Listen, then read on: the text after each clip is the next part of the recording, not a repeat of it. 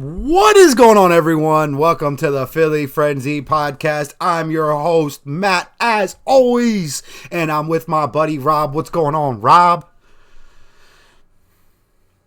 Not much, man. We got an exciting evening planned for the audience tonight. We're going to do our generic MLB talk, and we're leading that into some baseball statistical talk with our buddy Chris. So I'm excited for tonight, man. Yeah, it's going to be fun. We don't have Kyle tonight, so we're going to step in and do the MLB show. Pretty sure that we can hit on a couple of these things. I've been watching a lot of baseball. So I think that, it's going to be a good show. We're going to have some fun. First time back on Twitch in a couple of days. Felt like it was the right move tonight with Chris coming on. As always, you can find us on YouTube at Philly Frenzy Podcast. On here, Twitch, if you don't know how to find us here, it's just Philly Frenzy _. Twitter, Rob Danka and M Hathaway 23. Go ahead and give us a follow. We also have TikToks, but I don't remember our usernames, so I'm not dropping them right now. Let's just run through real quick a couple injuries that have happened or are going to make a difference. The biggest injury so far that's happened since we've been on before the season started was the Fernando Tatis injury. Losing him. Yeah, that was huge. Losing him early in the season. Luckily, he is questionable for tomorrow night's game. So he's coming back a lot earlier than I was expecting him to be coming back, because when they put him on the IR, it looked like it was going to be possibly, late May, early June. But happy to see that it looks like he is going to be coming back hopefully this weekend. We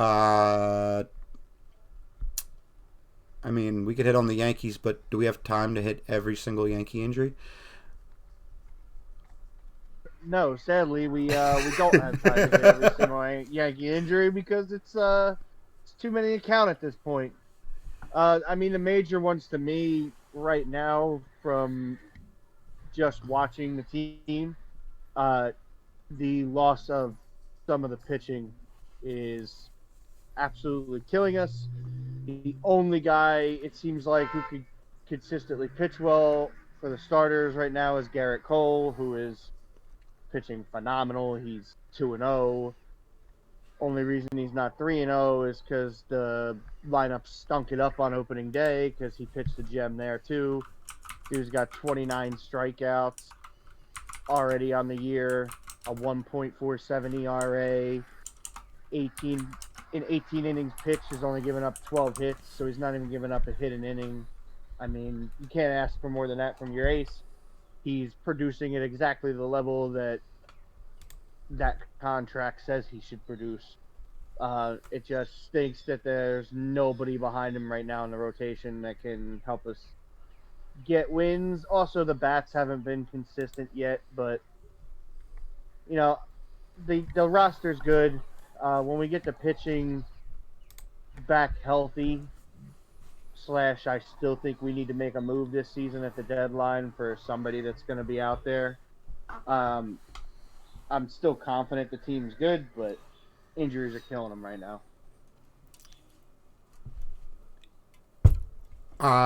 Luckily, we got no injuries in Philadelphia at the moment.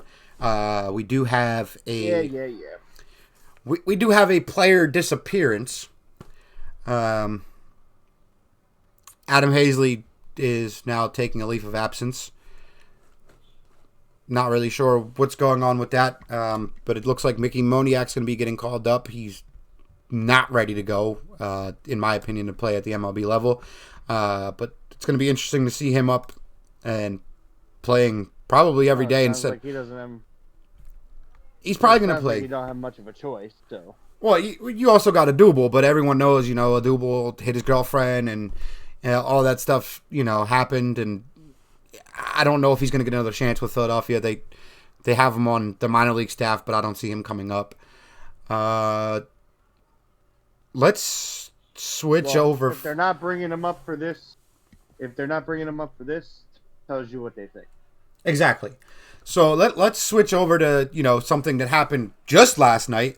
Carlos Rodon, however you say his name, I apologize. Threw a no hitter last night, and to me, it should have been a perfect game, but he grazed the guy's foot, and the guy didn't even try to move out of the way of the pitch. I mean, I know that's how the cookie crumbles, but you give up a possible perfect game just because you grazed the dude's toe when he could have easily got out of the way of it. I mean, my opinion on that. It sucks that he loses his perfect game because he hit a batter that didn't move from the plate. He pitched phenomenally last night. I know there's a lot of controversy going on with, should it still be considered a perfect game? Yada, yada, yada. It's not a perfect game. He hit a batter. So that's our second no. By the technicality of the term. It's not a perfect game. That's why a perfect game is so hard to pitch. That is actually the second no-hitter already into the season. As it was Joe Musgrove throwing the first ever no-hitter in San Diego Padres history just last weekend. So, sometimes you don't get to see the no-hitters right away. Sometimes you don't even get to see a no-hitter all season. And we've been, lucky enough within the last 10 days to see two no-hitters. Padres getting one that they've never actually had in the history of San Diego. So that's very nice to see. With Carlos's last night, that gives the White Sox 20 no-hitters in their franchise history. I was going to... Oh, yeah. So, the best... We'll have this debate right now. I'm going to switch off of the no-hitters because they're the only two that's happened. The best pitcher in baseball right now is Jacob deGrom. I mean, we all figured deGrom was going to be the best pitcher in baseball. But as of right now, in my eyes, he should be the front runner for Cy Young. The kid has just been phenomenal at the beginning of this season. I've got to watch him play against the Phillies and completely destroy us until the sixth inning when the manager of the Mets decided it would be a good idea to pull him, and we ended up winning that game. So I'm very happy that they did some stupid stuff and allowed us to get back in the game because their bullpen isn't as strong. Syndergaard looks like he's going to be out until at least early September. If they're not in the race, don't expect him to come back. That's killer for that Mets team. Hopefully somebody... Yeah, that's another really talented pitcher. So, the Met, he's one of their most talented players on their roster, so that's a huge loss to them. But yeah, I'd agree with you right now. I mean, realistically, over the past year or two, Jake DeGrom was the best pitcher in baseball. Or, at least in my opinion. I would agree with you. I did watch Bieber pitch for Cleveland a couple nights ago. I see why he was a Cy Young winner. I didn't know much about him until we had reached, Rob and I were talking about the best pitchers in baseball, and Bieber was brought up, and I watched him, and I do now see why he is considered a top pitcher in baseball. The Phillies, my team, started the season 5-1, and now have lost 5 of the last 6. So we've had a very Philadelphia beginning of the season. The Red Sox started poorly. They got swept by Baltimore the first 3 games of the seasons, and they've turned it around, and they're now on a 9-game winning streak. I know you had mentioned, something today with me, Rob. You don't think that Boston can, keep it up? their roster doesn't dictate to me that they can keep it up. I mean, right now they're hitting out of their minds for, you know, I just don't think they have. I mean, these guys could prove me wrong, but they going into the season, these were not guys I thought. I didn't think they had that talented of a roster. I still don't, which is why I don't think this is going to be necessarily long term. But hey, they could prove me wrong. I It's don't know. not long term. They just lost. The winning streak's over. Oh well, thank God. See how right I was without even knowing it was right yet. To all our listeners out there, I say correct things a lot of the time. Yadier Molina caught his 2000th game with the Cardinals today, which is a record for anybody that did not know that. That's insane, by the way. Yeah. And it's not like he's just a catcher. And he's not just like one of your average catchers who can't hit the ball. He's a very good hitter as well. We also got to see these first 2 weeks. They've been crazy. The Angels did something that, Rob, correct me because I know you brought this up to me. The Angels did something that hasn't been done in a very long time. I want to say it's like 70 years. Otana pitched and then batted second in the lineup. And he batted second in the lineup and hit a home run on the first pitch of the at-bat in the bottom of the first inning. He's something else, man. That's an old school player right there. Little Babe Ruth. A lot of guys back then, they only carried a couple pitchers, and pitchers went full games and hit. Yeah, he's a beast, man. He's been red hot this year for the whole season, pretty much. I mean, he's batting .340 with 4 homers, 12 RBIs, and a 1.15 OPS on the year. That's top 25 in the league right now in average, top 10 in home runs, top 5 in RBIs, top 15 in OPS. He's a pitcher.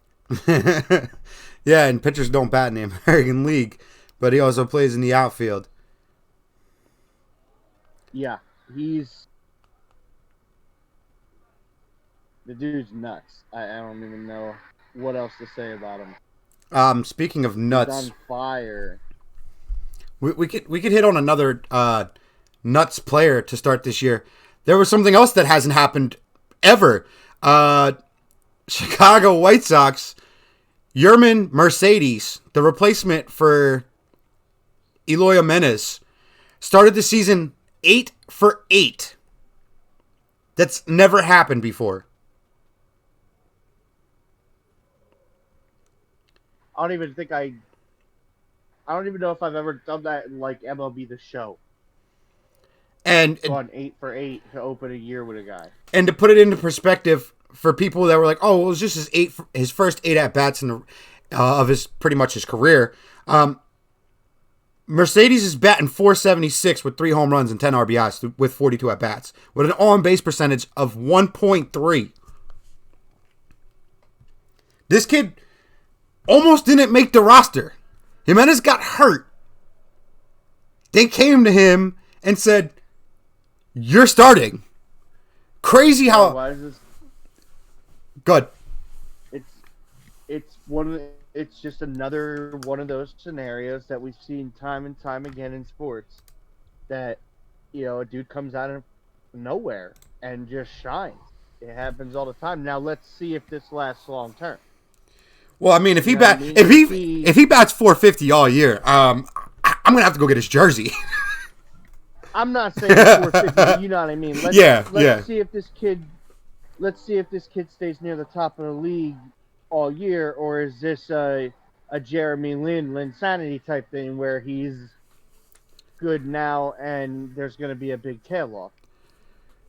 Because that happens to a lot of these guys that come out of nowhere, and you're like, oh man, kid's a beast, but how long does it last? Now I hope it does though, man. I hope we have a new emerging star in the MLB. The MLB needs more star players. Yeah, because I mean, really, besides Trout, I mean, well, you got your guy, Trout, Judge. Bryce. What's funny is Mike Trout's probably the best player in baseball, but because he doesn't really want that face of the MLB role. You know what I mean? He's not like a super out there in his interviews guy. Doesn't do a lot of media. I mean, if you probably ask nationwide, I think Aaron Judge is probably the most known player in baseball. Over Bryce? He's the face of the Yankees. Yeah. Face of the biggest franchise in baseball. He's marketable. He's in the commercials. He does the media. I would think he's right now probably the face of baseball. There's nobody in baseball bringing in more outside revenue than him.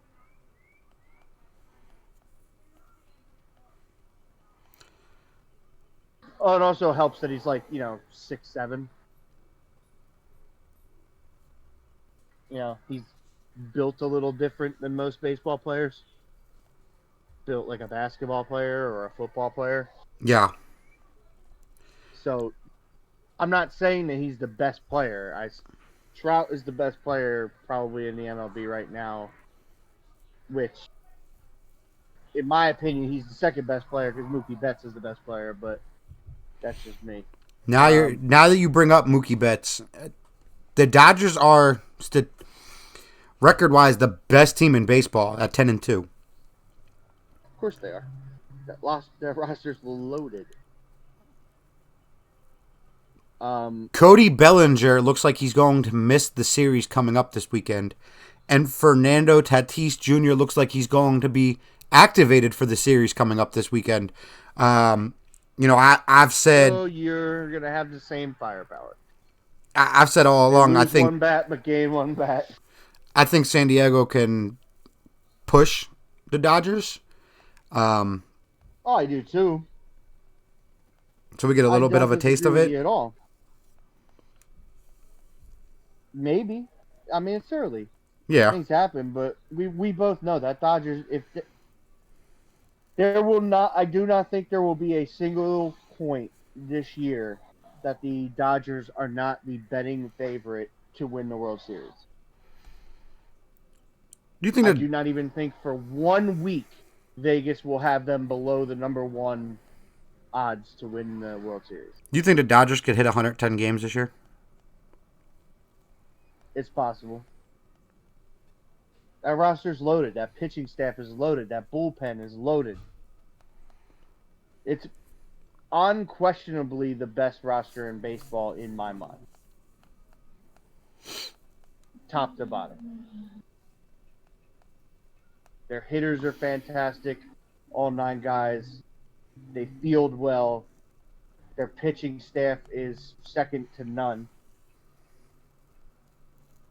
I mean, good staff as well. It's always been a pretty well-run organization in recent years, so they got everything going for them. It's the Dodgers to lose, in my opinion. Switching to a terribly, terribly, terribly bad call. Sunday night, did you see the walk-off run the Phillies ended up getting to win over the Atlanta? Yeah, I saw the highlights of it. I did not catch the tail end of that game live, though. Okay. Was he out or safe? Oh, dude, I'm not getting into this. I mean, because I'm gonna tell you he was out. Yeah. And I don't remember It li- exactly. it it looked it looked out to me, but I don't remember it exactly who I was talking to this about, but do you think that even though they have instant replay, and I've thought about this in every sport, and it's a televised game nationally, not just like a local televised game, that the replay booth kind of favors what the home plate ump is saying. If the home plate ump calls him safe, and then they're sitting there watching replay, and he's like, yeah, he's safe. Like, do you think the replay booth kind of goes behind the ump a little bit and is like, all right, well, let's not make him look like an asshole? um yes and no. I think if they're looking at the replay and it's really a bang bang play, and it's even tough to determine what it is on replay, then I think in that case they're just gonna defer and go with the referee if Okay. they think it's pretty. I think if they think it's too tic tacky for them to really step in, I think they just go with the ref, which I don't disagree with. I think if you think it's a tough call to determine, then you should just go with the call that was made by the guy who got paid to make the call. Um, Obviously, though, I would hope anyway that if they're seeing, it's obvious that it was out, it's obvious that it was a foul ball, whatever the case may be, that they're correcting it, because otherwise, what's the point? And I'm going to bring up a statement made by a non MLB player. And this statement, I believe, shows how boring and how bad baseball has gotten over the years.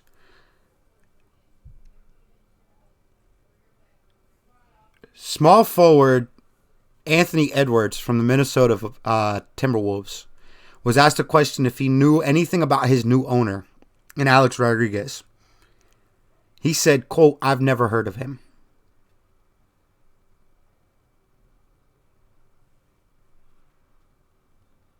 Yeah, but I don't know if he was just trying to be a troll either in the I, moment. it's possible, but he kind Um, of looked lost a little bit when Alex Rodriguez's name got brought up. yeah, but A-Rod played when baseball was still pretty big. Um, I don't know. I feel like it was a lot bigger back then. But how young is this kid too? You know what I mean? I believe he's a rookie Yeah, this year. remember it's been a while since Alex Rodriguez has played. So if he didn't follow the sport, like if he doesn't follow the sport of baseball, it's not like in the last what 5+ years. It's not like he's been somebody that's been a heavily talked about guy in the media or in the sports media. So you know how and again, what if that kid's never watched baseball in his life? If I never watched baseball, I probably wouldn't know who Alex Rodriguez is. I don't watch hockey. I know who Wayne Gretzky is. Did you just compare Alex Rodriguez to Wayne Gretzky? Because I will go outside. I will hop in my truck. I will drive around the corner to where you live, and I will slap you When I first, okay, so live on stream. all right, so when I first started getting into hockey, probably like 2005, 2006. I didn't watch much until the Flyers went to the Stanley Cup in 2010, but I knew who Mike Richards was.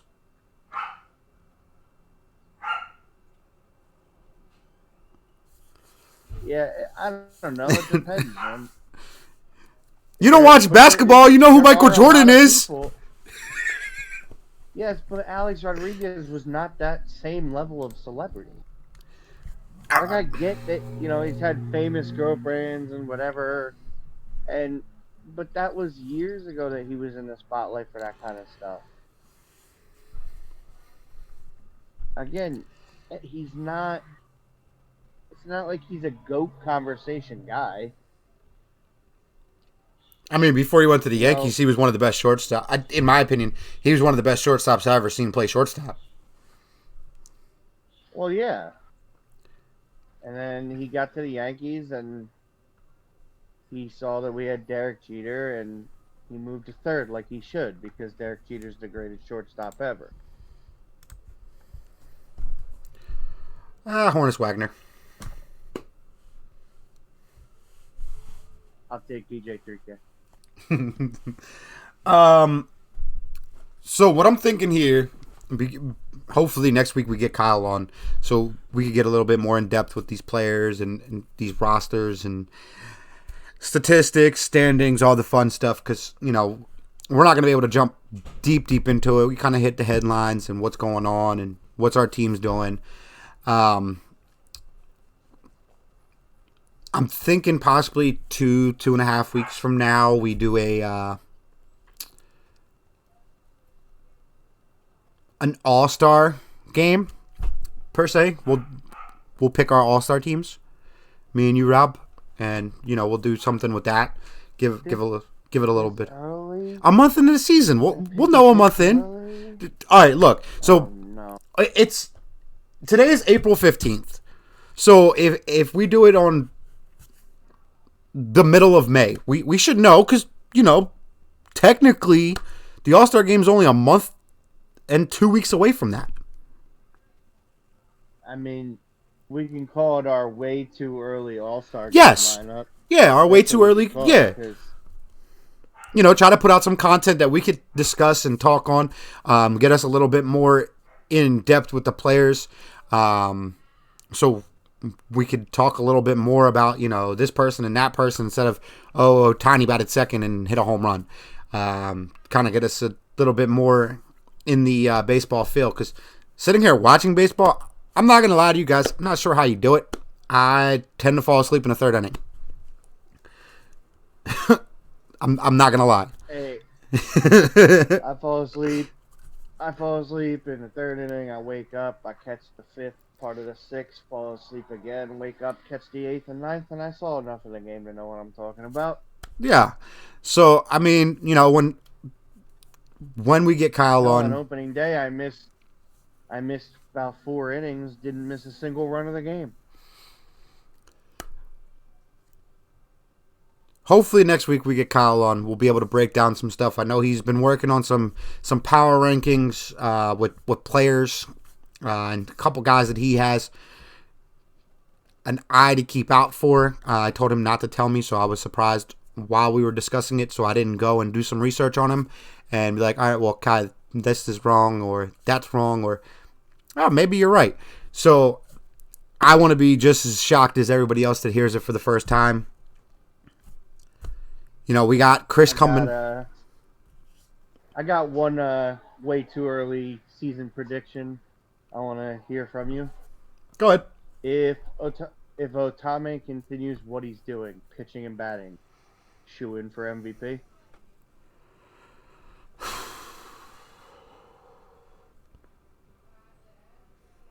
If he bats 280 or above with 20 to 30 home runs, 90 to 110 RBIs, and has 15 plus wins as a pitcher, you don't think he's winning MVP hands down? Unanimous? If the ERA is sub 3, yeah. Here's another question. Because he is such a talented pitcher, what if he won MVP and Cy Young at the same year? That's something that literally just popped in my mind when you asked me that question. If MVP, that would be even if it wasn't MVP, even if he won like Silver Slugger and Cy Young in the same year, I would assume that that's never been done. I don't know that for a fact, so don't quote me on it, but I would assume either one of those feats has never been done. If he wins 15 games, has a subpar 3 ERA, and bats 280, 25 homers, 100 RBIs, The only way he doesn't win MVP is if Trout's batting fucking 400 with 40 home runs and 120 RBIs, right? I feel like the only way he wouldn't win MVP if he did that is if somebody would have to mash over like 60 homers. Question for you: if they don't make the playoffs and he has that stat line, can he win MVP? Probably not. That's going to be the biggest issue. I don't know if this Angels team can make the playoffs. I don't either because they are not. They're not that great at drafting, I guess, because since they've gotten Trout, they've hardly been able to bring anybody in. Atame was a free agent, so I mean, that's one of the biggest free agents they've been able to pull the whole time too. You know, they got a past his prime Pujols, and thought that was going to be enough with Trout to get him into the playoffs consistently, and it hasn't been. That's part of the reason I question whether Mike Trout's the best player in baseball or not. If you're the best player, the undisputed best player, especially last year with the expanded playoffs, you should be able to make those playoffs even with a semi-subpar roster. You're the best player in baseball. You should make the best player in baseball to me. If you're the end-all, be-all best player in baseball, then there's got to be a handful of games a season that the team wins pretty much only because you play. My issue is if you're not going to call him the best player in baseball because of the team he's on. It's not because of the team he's on. It's because he's not elevating the team he's on. He's not elevating any teammate. How? What's he supposed to elevate? The bench? You said it. This team is terrible. I said they're semi-subpar. Yeah, they're terrible. I do not consider them to be the bottom of the league. I think they're terrible. Dude, I said in the expanded playoffs last year, you're going to tell me it's excusable for him to miss the playoffs? Can you name me another pitcher on that team besides Otana? Can't name you anybody on that team besides Otana, him, and Pujols. Well, you also got Anthony. You got Rendon now. It's tough because if not terrible. If Trout's hitting 320, hitting 45 home runs, and he has 120 RBIs, and they're still losing 100 games, like I don't know how much more you could ask Trout to do.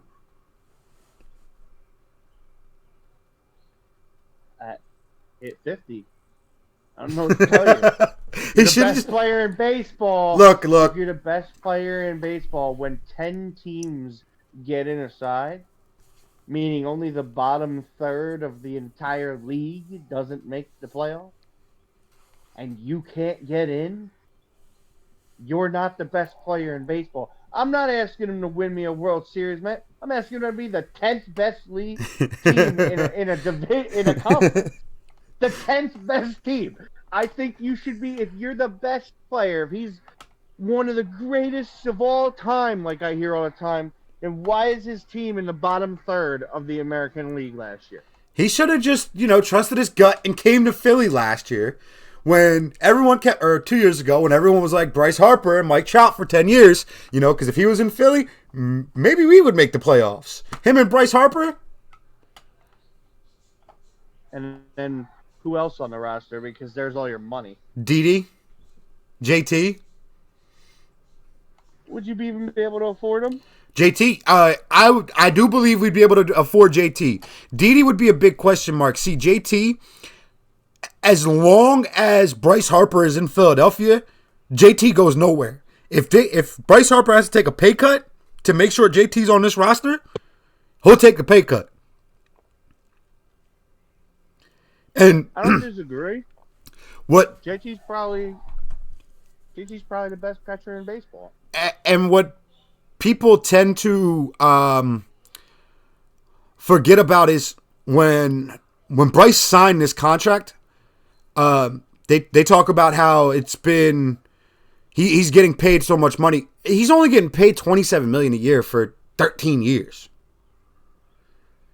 I know I'm using the word lightly. Only Yes, million. I'm using only lightly. But when you think about it, some of these guys, I mean, one of them's on your team.